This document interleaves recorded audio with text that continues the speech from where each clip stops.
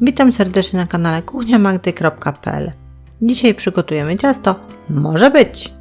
Ciasto składa się z 2 warstw. Jedna z nich jest masa serowa, do której potrzebujemy następujących składników: 1 kg twarogu półtłustego, 200 g cukru, 3 jajek, 80 g mąki ziemniaczanej, 200 g masła lub margaryny oraz sok z połowy cytryny. Potrzebny nam będzie jeszcze spód ciasta i będą to herbatniki maślane. Najpierw szykujemy sobie foremkę prostokątną o wymiarach 24×36 cm. Wykładamy ją papierem do pieczenia i na spód wykładamy herbatniki maślane.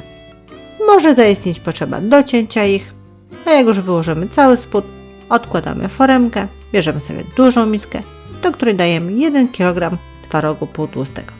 I w pierwszej kolejności musimy ten twaróg zmielić 2 razy w maszynce do mięsa, albo przecisnąć przez praskę do ziemniaków, albo tak jak w naszym przypadku, blendujemy go na gładką masę.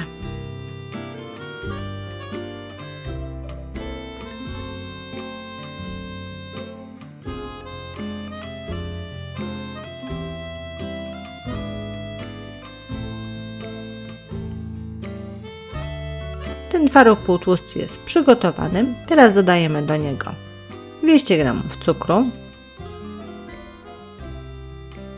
3 jajka, 80 g mąki ziemniaczanej i sok z połowy cytryny. Włączamy mikser i łączymy składniki ze sobą. Miksujemy, aż uzyskamy jednolitą, gładką masę.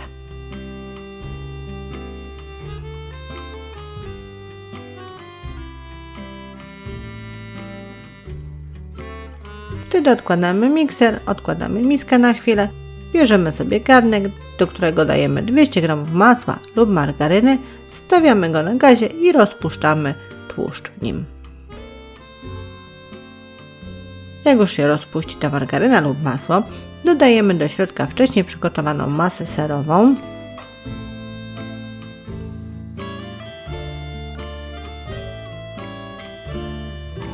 Wszystko ze sobą mieszamy i doprowadzamy do zagotowania. To może potrwać tak z 10 minut. Nie zapominajmy o mieszaniu, żeby ta masa serowa połączyła się z tłuszczem. Jak Państwo widzą, wszystko zmieniło swoją konsystencję.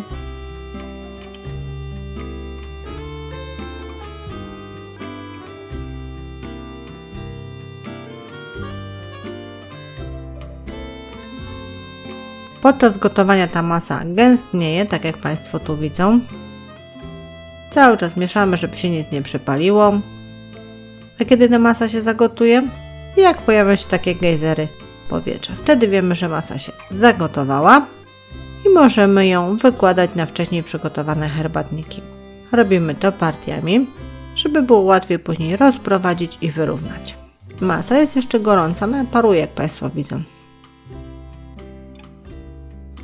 I tak jak mówiłam, rozprowadzamy i wyrównujemy.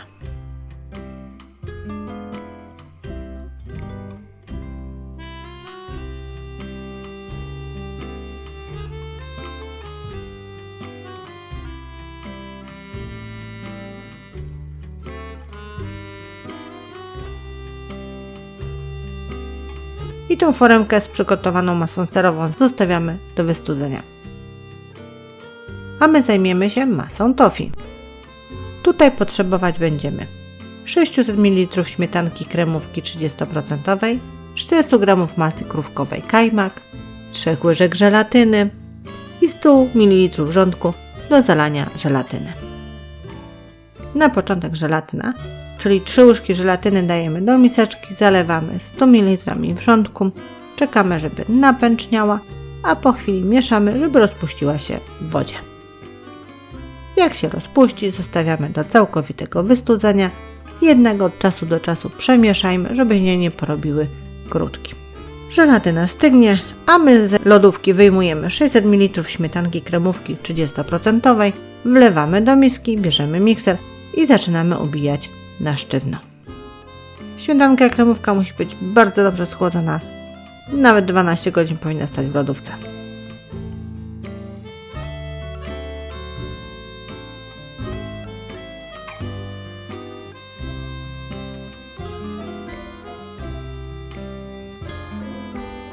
Jak łopatki miksera zaczną zostawiać wyraźne ślady na śmietance, tak jak Państwo tu widzą, możemy dodać 400 g masy krówkowej kajmak.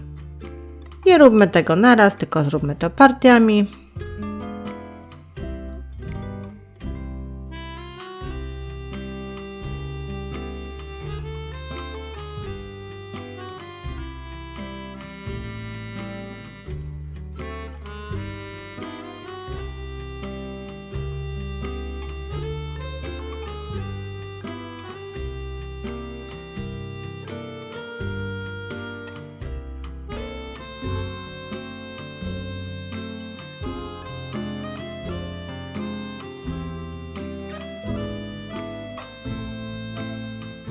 Jak cały kajmak dodany jest i wymieszany z masą, możemy dodawać wystudzoną żelatynę. Lejemy małym strumieniem i mieszamy. Robimy tak, żeby rozprowadzić ją po całej masie. Na koniec wszystko ze sobą dobrze wymieszajmy, żeby żelatyna nie opadła na spód.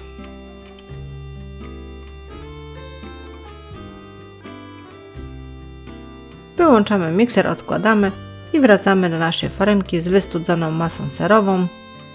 Na wierzch wykładamy masę tofi partiami. Łatwiej będzie rozprowadzić i wyrównać, tak jak Państwo tu widzą.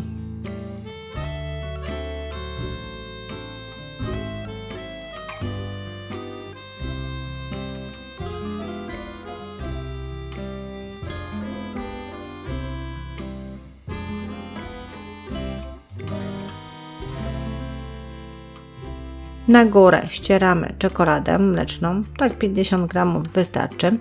Możemy to zrobić obierakiem do warzyw albo jakimś innym przyrządem. Rozprowadzamy po całej powierzchni ładnie.